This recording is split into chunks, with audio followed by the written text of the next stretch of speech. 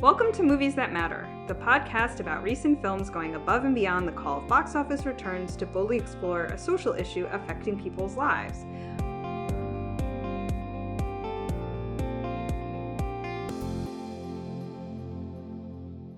I'm Nicole Finari, and unfortunately Stacey Moore just couldn't be with us today, but we do have... I'm Spencer Davis from the music and movie website Shadows and Noise. Welcome back, Spencer. Hey, how's it going? Good. So this week we're going to overanalyze Dunkirk, the World War II epic from director Christopher Nolan. In 1940, back when Hitler was actually winning, 400,000 retreating Allied soldiers were stranded on a French beach surrounded by German forces. Constituting the entirety of the British Army, the fate of the war and their families depended on them getting home, a mere 26 miles across the water. So what did you think of the movie? The line I thought as I was kind of watching this is it gets about 90% of the way to being a brilliant movie, and then the other 10% gets in its own way. Okay. That sounds like a major criticism. I actually like the movie a lot. It's just that 10% kept it from achieving something truly historic, and we'll get into what I think that 10% is. Okay. I would more or less agree with that assessment. Again, I'm not a huge fan of the war movie genre in the first place, and the reason I wanted to see this one was because I thought it would be less about the military and more about the civilian rescue. And then it wasn't really about the civilian rescue. I mean, I think the first thing that I thought was that this is maybe the first truly modern World War II movie, because when you're watching it, it feels like a modern movie that just happens to be set in World War II. And I mean, I guess that's the Christopher Nolan touch, but part of it is just the aesthetic choices he made it and how he directs it, and a lot of it has to do with the score, which I'm sure we'll come back and talk about. But this feels like a complete stylistic break from all previous World War II movies. Okay, that's a bold statement, actually. Yeah. Can you back that up? Well, okay, first of all, I think this is one way you can look at this movie is it is a 2-hour action movie. And when I say action, I mean action is all that happens. There's no backstory. There's very little exposition. It is it's actually a slice of life movie. Yeah. Rather than a story movie with a beginning, middle, and end of a plot. It's just this is a slice of what was happening at this time period. Or 3 different slices, which we can get into. Yeah. Well, I mean, just from the very first shot, the first soldiers you see are under fire almost instantly. And from that point on, it is things happening through the entire time. There's really not a pause to catch your breath. And so that's what I mean in terms of setting it apart from earlier World War II movies, where they really take time to maybe connect you with the characters, to give you some of their backstory to let you know what the stakes are, and then to also tie it in with the broader themes of the war. They really spend almost no time talking about that. Christopher Nolan requires some level of knowledge on the part of the viewer to kind of understand what the stakes are here for the most part. He does have a couple little snippets where they'll explain the need to get the troops out and what will happen if Britain is invaded and their army has been wiped out in France, but it's not the same way any other World War II movie has done it, where you kind of, step back for a while and you go to headquarters and hear some generals talking about things, and they'll, look at it from the standpoint of the civilians on the home front and all that. None of that happens here. Yeah, and the couple of things I noticed too that were hugely a departure, and then I read some reviews, so I'll talk about that as well. One thing I noticed right away is, except for one scene where one of the soldiers accuses another one of being a, quote, Jerry, they never talk about the enemy as the Germans. The word the Germans, never comes up. They say the enemy, and they don't talk about who it is. And so it's kind of a faceless enemy, as opposed to, oh God, we're fighting Hitler, and that's what makes this so important and relevant in World War II. It almost could have been set in any war. Yeah. It's not... It isn't specific to World War II in that sense, which I thought was really interesting because... Again, this sort of trope that, anything evil immediately gets compared to Hitler. It's great, Hitler wasn't in this movie and I didn't miss him. Right. Well, and I thought stylistically, in a weird way, it made the Nazis scarier. I mean, you'd almost never see them. I mean, Oh, No, at not the even very almost. end. The very end. Yeah, you see some planes, but that's about it. No, you see, so at the very end of the movie, after Tom Hardy lands, right. he goes to be, but they're faceless, shadowy figures. Exactly. Like you never actually, you never see a person who is an enemy. You see shots fired from you don't know where they're coming from, which Right. obviously is very disturbing and puts you in the place of the soldier. What it does is create this just omnipresent sense of impending doom from, just these guys are encircled, and it makes you feel like, there's just invisible death around them. And that way, they actually made the Nazis scarier, I think, by doing that. But yeah, I always say this about horror films. Like, it's what you don't see is always scarier than what you do. Yeah, it's very Hitchcockian, right? And so then I think the article I was reading on Slate, the review of the movie pointed out, which hadn't occurred to me, for a war movie, nobody in this movie ever fires a gun except for the Air Force dudes. Like, he's like, this is not a movie about taking territory or shooting anybody. Like, it is completely just a movie about fleeing. Like, yeah. In a way, it's a survival movie, more similar to a disaster movie than a war movie. Exactly. So, which I thought was really interesting. And I don't know about you, but I mean, one of my biggest complaints about the movie Saving Private Ryan was all the cheesy backstory stuff. Right. So I certainly didn't miss it. I was like, thank you. I just didn't need it. Yeah, I mean, I didn't miss it either. I think it basically puts you in the shoes of the soldier. It doesn't matter that it's, somebody from your hometown in Jersey, or it's somebody that has a wife and kids back home. What matters is just all these people are reduced to human lives in the abstract, but also, I mean, in a way that kind of adds extra value to it. I mean, we are worried for the characters, not because we know them, but because there's just intrinsic value in human life. And we want to see them live. And of course, so many don't. I mean, the movie is just relentless, and I mean, maybe not killing off major characters, but killing off characters. Yeah, I got to the end, and I said to the person I went to see this with, and I was sort of like, so there's one everyman character that we're sort of following through this whole trajectory on the beach. And I said to him, I was like, I almost didn't know if I wanted that guy to live or die.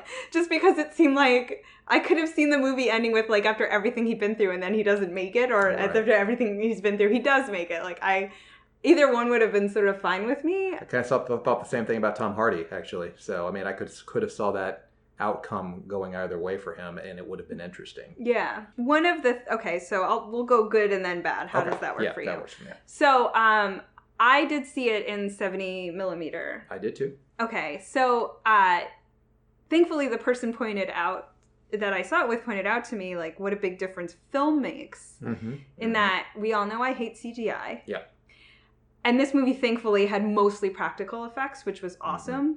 But not having the super sharpness of digital, I think, disguised the CGI better. Yeah. Like, this movie was better because it was made on film. Like, it was just better. That drives me nuts. Like, the good point of comparison I like to use is the Lord of the Rings versus the Hobbit movies. The Lord of the Rings weren't shot on digital, and they used a lot of practical effects combined with CGI. And then you compare that with the Hobbit movies that just look, I mean, they were filmed in super high def digital, and it looks almost cartoonish. Yeah, it's like fakety fake. And you're like, oh, look, it just and pulls you out. I don't understand why filmmakers are willfully making their jobs harder. It just defies conventional wisdom. I don't know. I don't know either, but I mean, I'm pretty old school. Yeah. I love film, so me too. I guess I'm probably not I'm probably not the right person to give an opinion on that. But excellent use of practical effects, I thought. All the action pieces were really exciting. Even the flying ones, though. Yeah. I mean, I think the flying ones especially. I think the flying scenes were probably the best executed I've seen in any movie, period. I mean, it's hard to think of one that really got World War II era fighting. I mean, certainly better than Pearl Harbor. I didn't see Pearl Harbor. Well, let's just say it won't be on my recommendation and at the end of this episode. But, yeah, fair enough. Anything else that you want to, like, particularly praise about, how the movie was made? Well, I think, like you said, you get this sense of sensory overload from being in the soldier's shoes. I mean, I came out of the movie emotionally exhausted. It is a just unrelenting movie in terms of the suspense that they build. I don't think I've ever seen a movie that maybe achieved 2 straight hours of no break in the suspense the way they do that. And some of it is the structure of it, which we'll come back to, but some of it is the sound. Yeah, so let's talk about that, because that would be my biggest complaint of this movie, actually. Okay. There's never a moment of quiet. The score is running the entire time, and I felt orally assaulted. Like, I just was like, can I have a moment of quiet where I can hear the waves on the beach, or I could actually listen for German planes without some sort of low-grade hum music in the background? Like, it started to just really irritate me after a while that there was never anything that didn't have score attached to it. I don't think it annoyed me. In fact, the score is a character in this movie. It is. I'm trying to think of another movie where the score was as important to what the director was doing in recent years. I was shocked when I saw at the end that it was Hans Zimmer, because it didn't. I totally thought it was the guy from Arrival. Yeah, I thought the same thing. Or also, if you saw Jackie last year, there's a very inventive score from a woman who did the score for this movie called Under the Skin, and she does these very synth-heavy, very dissonant soundtracks that really kind of are eerie and kind of poke at you through the movie and create a persistent sense of unease, and that's what this score does. So to find out it came from Hans Zimmer was just very surprising to me. Yeah, I was surprised as well. And I just, it was a very deliberate choice, and it did keep the suspense ratcheted up, but it also just it made it. I wanted some natural sound to creep in, and it never did, and it made it feel very like I was on edge, but also I don't know, I had a headache when I left. I was like, I just wanted a moment of quiet. So, mileage may vary on that. It was effective. It was effective. I think that's what made me almost kind of wanting to catch my breath, was that it just doesn't let up. And that had, especially in scenes like the flying scenes, you just kind of felt like you're just oh my God, is the drum beat quickens and quickens and quickens and quickens, and you're just not sure if you can take it anymore after a little while. I will say, to the point of sound, I think there were a couple of effective uses of silence, and one of the ones that I liked, that I wanted to bring up, was the way they portray certain sounds from the standpoint of a soldier. So the best one to me was actually the sound when you hear Tom Hardy's wingman crash his plane in the ocean. You hear it from the viewpoint of Tom Hardy, and you don't hear. A lot of conventional filmmakers would have just gone with, the camera's there as the plane hits the water and a big crash and boom and everything like that. No, you hear it from up in the air in Tom Hardy's cockpit, and it's just a light thud against the water, and it's really kind of more disturbing that way. I thought that was really cool. I thought I did not quite understand what was going on with the timing. Yeah. I gotta say, so they have 3 different sections: the air, the sea, and the mole, which is kind of like a pier on the beach. And they tell you the mole is a week, the sea is a day, and the air is an hour. But I just felt like counting from when on the mole was it a week, because I didn't see that many days pass. So then I ended up just getting super confused, because that timing, I was like, this didn't add up to the right number of days. But I did from the air and the sea, like you just said, you see the perspective of the air fight from the fighter pilots, and then you see it from the people below. Right. And so it looks like an almost graceful glide into the sea when he goes down. And then when you see that same event again from the perspective of the sea, it's really, he hits hard, and it's really bumpy and loud. And so the mistake of the waving hand. Right. I thought was really. I thought that part was good, but I didn't think the time thing quite gelled. And that's the 10% that I was talking about before. Oh, really? So that's your 10%? Yeah, let's go ahead and shift into that, I guess, because it is the centerpiece of the movie. It's what makes the movie so unique and ambitious. And he almost pulls it off, and that's why I almost hate criticizing it, because it's you say this about Christopher Nolan. He loves to play in unconventional time signatures, if you will, within his movies. He takes risks that other filmmakers don't take, and it doesn't always work. Interstellar is a great example. I love the ambition of a movie like Interstellar, but it just didn't quite get there. So, and you can even say that about like The Dark Knight Rises, for example. But was that the second one or the third one? That was the third one. Okay, because I really hated the second one, so I never saw the third one. Yeah, so the third one, we won't get into The Dark Knight Rises. I mean, it's a movie that is, ambitious in its scope, but doesn't quite pull it off. So that's Nolan's flaw sometimes, and especially when he's playing around with the notion of time like he's doing now. Like Interstellar played around with circular time, kind of similar to Arrival, and this one, tells its story on 3 different time planes that ultimately intersect. Now, I love that. I want him to keep doing these things. This time, I think there was just some editing choices that could have brought that over the goal line and made this like a truly historic achievement, and they didn't quite get there. So I lost track of things. For example, like you say, you only see one night happen in the quote unquote week-long storyline, and so you're like, wait a minute, what's going on here? And you can't quite grasp what has happened to some of the characters, like Cillian Murphy's character, for example. You see it almost in flashback where it's jumped back to him on the sea in a ship that's being torpedoed, but then you don't know later on how he got to be the one person floating on the water that's rescued by Mark Rylance's civilian boat.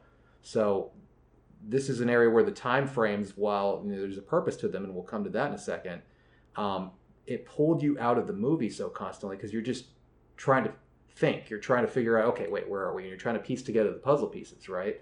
Yes, I would agree. Although I would disagree on one point, though, on Christopher Nolan, which is, to me, why this movie was so successful. The things I usually don't like about Christopher Nolan is the characterization work. I thought if Inception had just been a set piece of the dream stuff, without trying to put any plot or character into it, it would have been brilliant.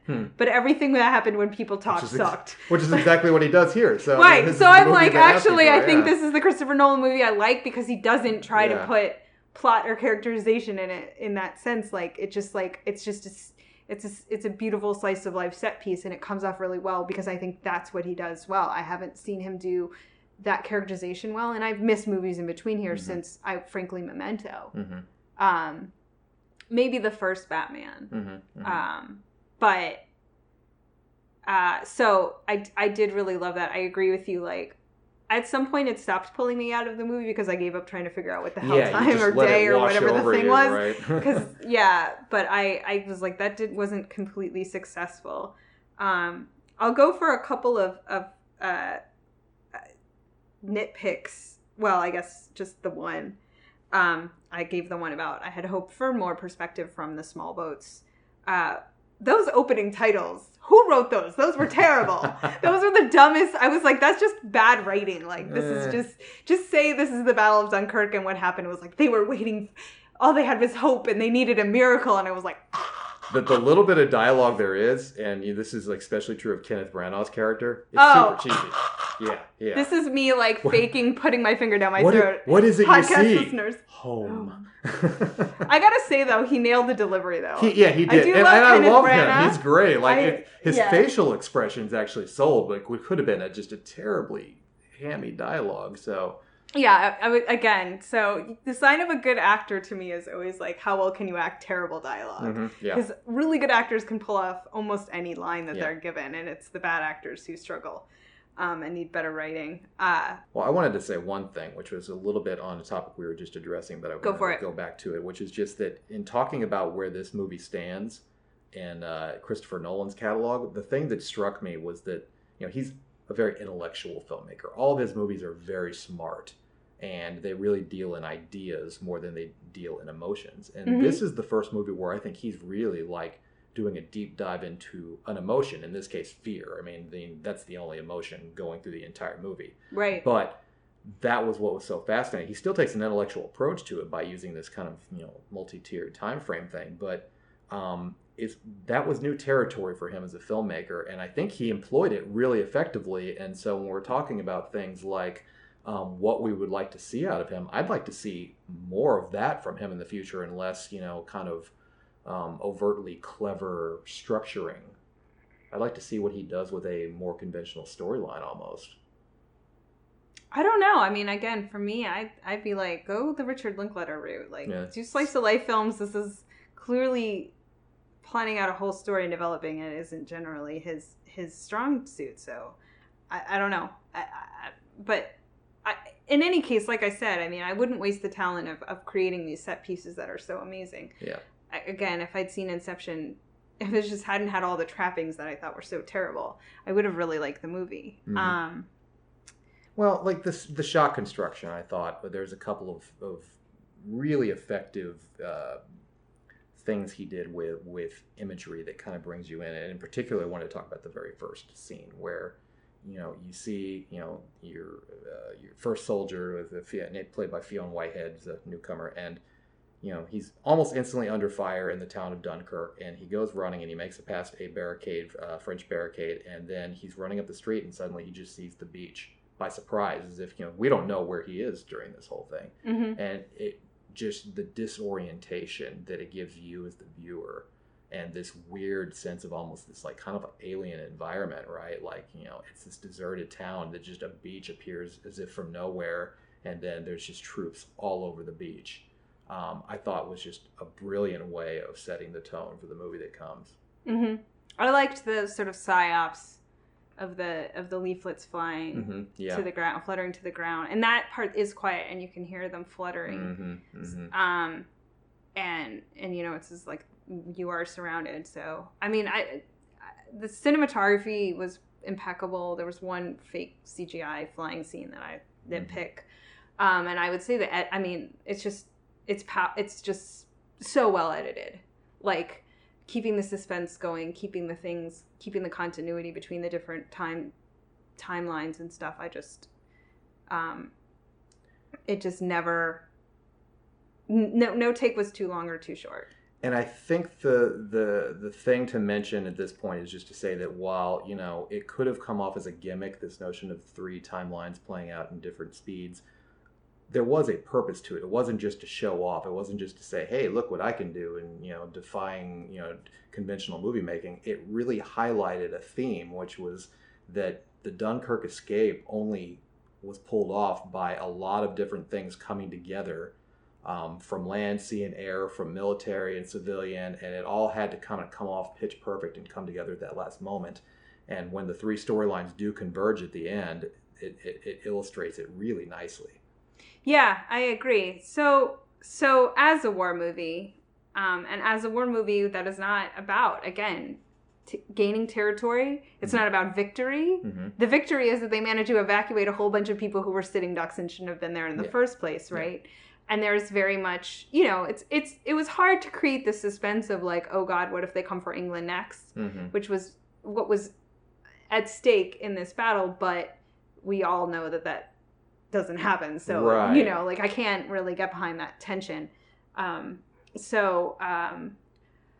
What did you take away from sort of the larger themes about war and the military from the movie? Well, I mean, I've read stuff about whether or not this is an anti-war movie, for example. Exactly. Because it, you know, in stripping the characters of all background, it basically made it to where they are, you know, figures to be killed or to survive, and there's like almost no humanity left to them, which is, I'm sure, the way they were feeling in those moments there, where, I mean, they're just being picked off from the air, they're being picked off from the sand dunes, and, you know, from U-boats and everything else. When they get back to Britain, and there's this great line along this notion of soldiers saying, you know, why are you treating us like heroes? All we did was survive. And I mean, I thought that was a good way of illustrating the theme here of what was at stake. I mean, it's true that it was a Pyrrhic defeat, if you will, you know, and it's also true that we know, looking back with the benefit of hindsight, that, you know, Dunkirk, you know, and I almost hate to word it this way, but is largely a propaganda story. You know, Winston Churchill did a very good job of selling this as Britain's finest hour, and in many ways it was. We've bought the narrative of that in a way that probably isn't entirely historically accurate anymore. So I loved the way this movie dealt with that, though, which is, you know, has this very ominous ending that kind of speaks to the way the situation was at the time. I mean, like you said, the British felt a Nazi invasion was imminent and that they were probably going to lose if it happened. And, you know, we know now that through a combination of the Royal Air Force and Germany getting distracted with the Soviet Union, it never ended up happening. So the way the movie sells the stakes in a way is a little misleading to maybe viewers who don't know the full history here, but that needn't necessarily detract from the themes. It needn't, and I think that you brought up one of the most important lines in the movie, and it's really subtle. But, there have been a lot of people who've kind of mentioned the like extreme love of military that happened after the original Afghan invasion, and the support our troops, and the now like everyone who's a vet gets to applaud it at every sporting event. Like all of these things all came after 9/11, and that never used to be true. And the question of, wait, why am I a hero? All I did was survive. Like now all soldiers are heroes automatically, despite the fact that they may not have actually done anything specifically heroic in the entire time they served. But like we have so moved past what heroism even means anymore to just, well, if you fought, that makes you a hero. And it's like, does it? Yeah. I mean, not even necessarily if you fought, if you just served in uniform. And, we live in a world now, and it's interesting because I think a lot of it comes from the more conservative elements in our country. And these are the same people who are dismissive of political correctness, but there is a definite political correctness about how we are expected to talk about service members now. Absolutely. I agree. And, you have to go, thank you for your service. And, that's fine, because I thank the bus driver when I get off the bus too. Yeah, and a lot of people are like, well, they're just doing their job. Like, well, yeah, they are doing their job and they got paid for it, but it never hurts to say thank you. But just this overwhelming sense that, again, that heroism is just about being willing to put yourself in a dangerous situation is, again, I said this on the Book of Henry, like, okay, well, if that's the case, then anybody who works on an oil rig is a hero. It's an incredibly dangerous job. Like, why are we not thanking them for their service? Like, well, it extends to police now. I mean, that's another great example of this in play. Right. So. And it's like, okay, but the element of self-sacrifice, if we divorce that from being a hero, like, we've basically, being a hero now has no meaning anymore. Yeah, I think we've lost sight in this country of the notion that there can be a level between hero and nobody that allows for, you've made a positive contribution to society. Maybe the word hero isn't what we employ for this, but what you've done, but we are appreciative of your service. We don't need to ratchet that up to the point of using the word hero, because that diminishes from the, really, top-notch heroism that has been done by some. Right. And so we have, I think in the movie kind of shows you a lot of different types of heroism, but it's very non-judgmental, intentionally non-judgmental of quote-unquote cowardice. Or, you see, the character who he's been picked up by the boat and has survived getting out of Dunkirk, going down with the ship, and then getting picked up by the small boat. And then they're like, well, we're going back to Dunkirk to pick people up. And he's like, no. And he gets in a fight, and he accidentally kills this young man aboard the ship. And then they lie to him later about, when he asks how the boy is. And, and it's very much presented of like, we get it. You've just went through something absolutely horrific. You're about to go into something, and we're telling you to go back to it, and you don't want to. And that is a completely justifiable, reasonable position to take. Like, it doesn't make him a coward. Like, it's treated weird. It's framed as if we're meant to be sympathetic to him, as the characters are in the movie. Right, and I love how Mark Rylance handles that whole situation, because he, They kind of give maybe a too clean description of his background and why he understands so much what these soldiers are going through. I mean, I assumed he was a World War I vet, and they never really said that. But, bottom line was, he never judges Cillian Murphy's character when he does accidentally kill the guy, because he knows this is a man who's not himself, that has been through hell on earth, and we can't apply the same moral standards to him here in this moment, at least. Yeah, and... it when they're all trapped in the boat in the rising waters, Mm-hmm. and, you know, they have that interaction of like, I'm not going to leave this man behind. And he's like, and the other soldier's like, no, I mean, we're leaving. I just want to get out of here. And I honestly don't care who I have to step over to get it. Like, and you're like, yeah, because there are moments when you're like, what does exchanging your life for this other character's really get you? It buys you nothing. And then there are moments where you see Tom Hardy you literally see Tom Hardy sacrifice himself and get picked up as a prisoner of war to literally stay in the air and keep fighting off the Germans to keep, the small boat lift going so they can carry soldiers off. And you're like, okay, yeah, like that was a necessary moment of heroism in this war. And there are other moments that, is it really required? And what does it really get you?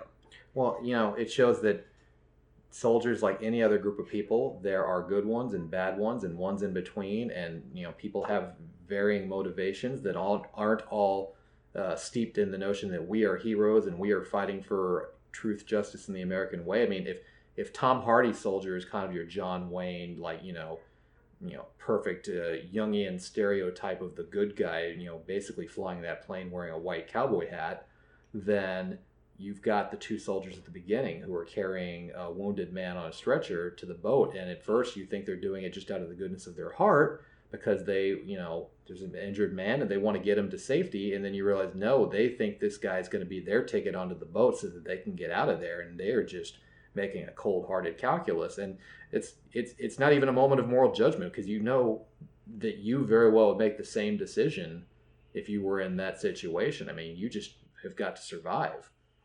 Yeah, and again, there's no benefit to you not surviving. Mm-hmm. Your life is easily exchanged for anybody else's. No one has more value, right? So it's like the sacrifice is worth it when you sacrificing yourself can save many, but in an individual one-to-one swap, like, what's the point? Right. And I think the movie kind of presents that morality of like, you know, it's heroic to sacrifice yourself to save a bunch of people. Mm-hmm.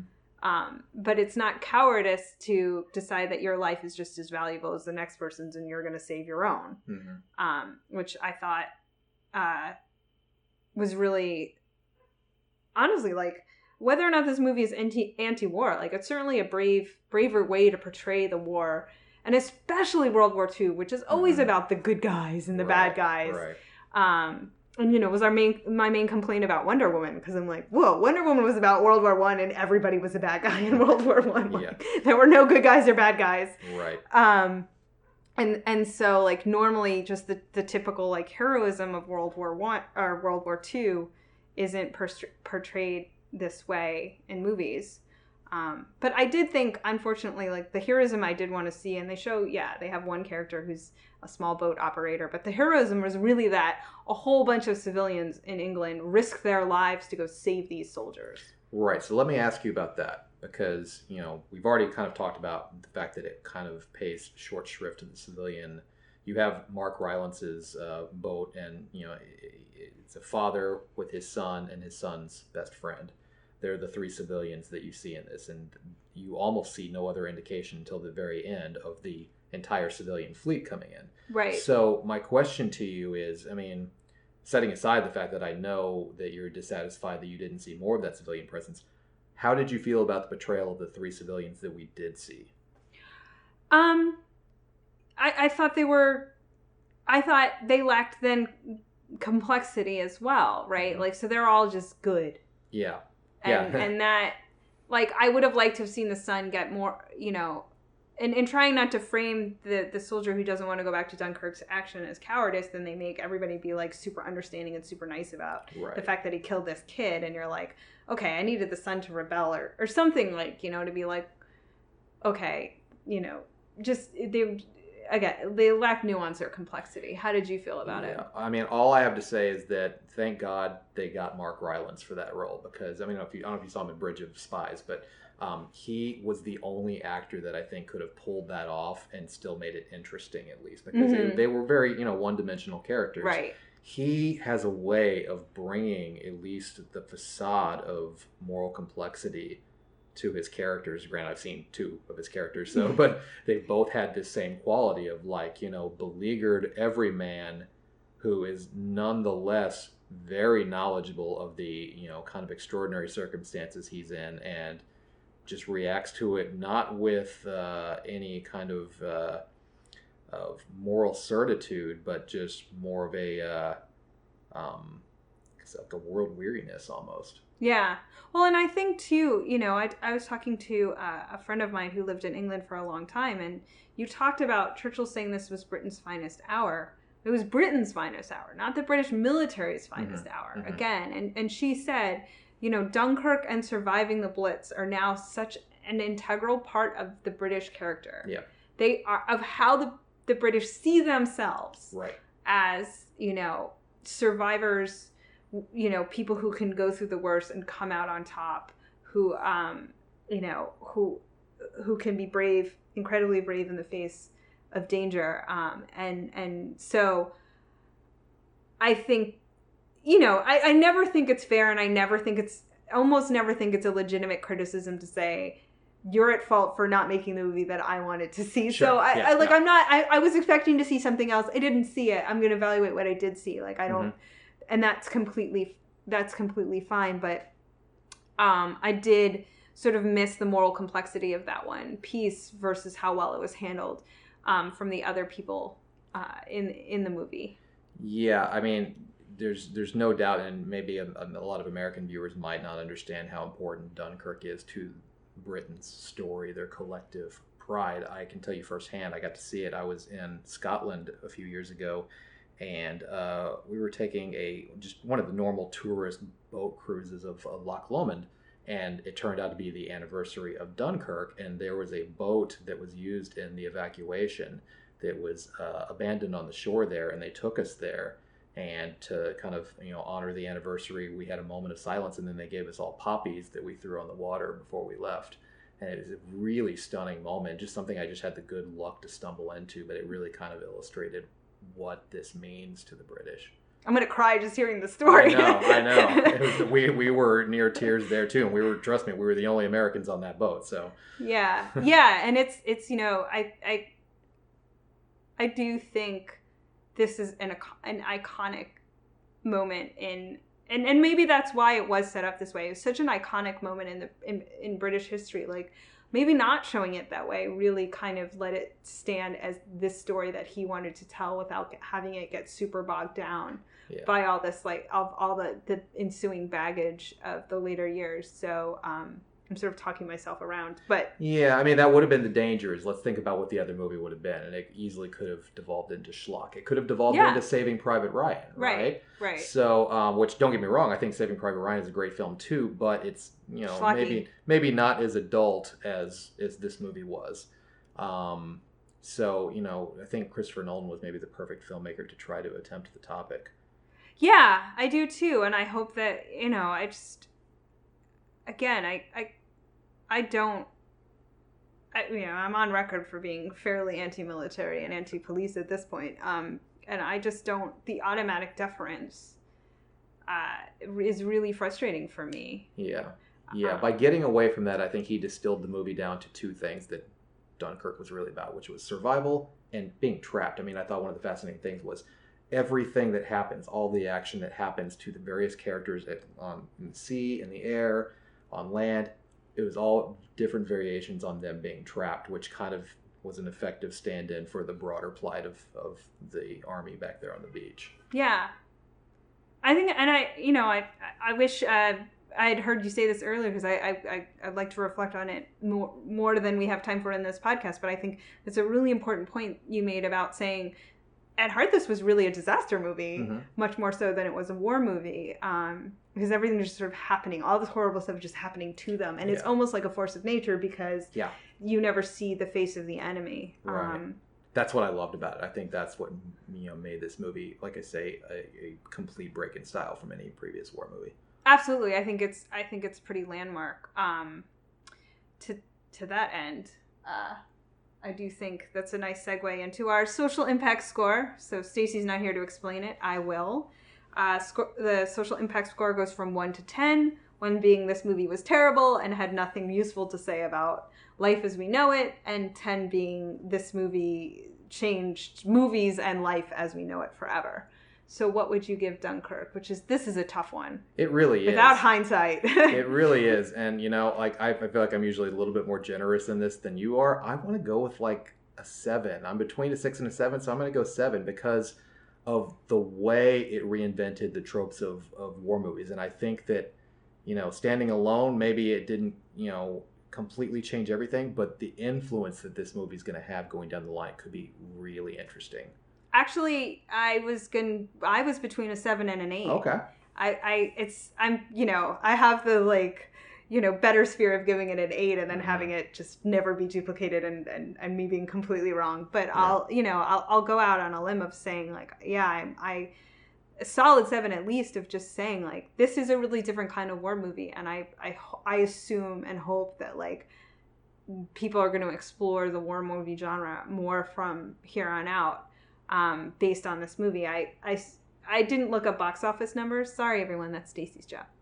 And also, we just saw it and we're recording right away. I know it finished at number 1 and did better than projections. So yeah, so I think that the box office will back that up. And it was one of those movies where I think maybe you have to digest it for longer than a couple of days to fully kind of incorporate it and understand it. So it will be interesting to see what even you and I think about it a week from now and a month from now and a year from now. I have a feeling we'll be talking about it at Oscar time. So I was just going to say, I agree. I think we will definitely be talking about this at Oscar time. And also, you can talk to us about it, which I'll give you all the tags later. But I want to give you a shot at recommendations for this podcast. Yeah, I was going to recommend, first of all, going in a completely different tonal direction, but same topic, is an old 40s classic called Mrs. Miniver, won Best Picture. And it's a home front movie about the British experience, filmed while the war was still going on. And I believe it is the first film depiction of the Dunkirk evacuation. You see it not from the standpoint of the soldiers, but from the standpoint of the civilians, as kind of in the middle of the movie, this family whose father is off at war, they help participate. They take their boat out, and you see the fleet of boats going out, and it's kind of a nice little moment. So very different tone, though. It's more of a heartwarming movie. Actually, it's funny you chose a home front recommendation. We don't coordinate these ahead of time. I'm gonna recommend the absolutely brilliant science fiction writer Connie Willis. For those of you who are not familiar with her, she has created this universe where that time travel has been invented, and it's used by historians in Oxford to go back and learn about the past. And so her 2-part series, Blackout and All Clear, has a bunch of Oxford historians going back to England during the Blitz and getting somewhat trapped there. And that's when I first learned about the Dunkirk evacuation. It takes place as part of the book. Absolutely gripping read, and also just check out anything by Connie Willis. She's an incredible writer, and there aren't that many well-known female science fiction writers. Yeah, so I'm going to check that out. I didn't know about that one. Yeah. Well, we hope you enjoyed this episode of Movies That Matter. If you did, please take a second to leave a review on iTunes, like Katiekins DC did. She says she loves listening to Nicole, Stacey, and their guests. Good thing you're here to hear this compliment. They feature all sorts of movies across different genres, so there's always something interesting for them to talk about. Thank you, Katiekins DC. Also, check out www.moviesthatmatterpodcast.com for links to things we've discussed, and Spencer's blog. You can check out shadowsandnoise.com. If you want to talk to us, leave a comment on our Facebook page or on Twitter with our tag @MoviesMatterPod, and also check Twitter to find out what movie we're overanalyzing next. Remember, movies matter. And so do you. We'll see you next time.